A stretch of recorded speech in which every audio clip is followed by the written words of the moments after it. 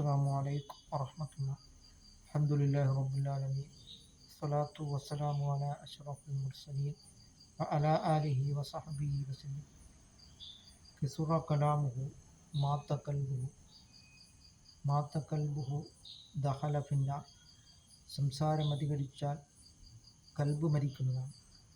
കൽബ് മരിച്ചു കഴിഞ്ഞാൽ അവൻ നരകത്തിൽ പ്രവേശിക്കുന്നതിനാൽ നാം ആവശ്യമില്ലാതെ ധാരാളമായി സംസാരിക്കുന്നതിനെ തൊട്ട് നാം വിട്ടുനിൽക്കുകയും സയ്യിദുന അബൂബക്കർ സിദ്ദീഖ് റളിയല്ലാഹു തആല അൻഹു അവിടുന്ന് ആവശ്യമില്ലാതെ സംസാരിക്കുന്നതിനെ തൊട്ട് വിട്ടുനിൽക്കുന്നതിനായി നാവിൽ ചരൽക്കല്ലിടുമായി.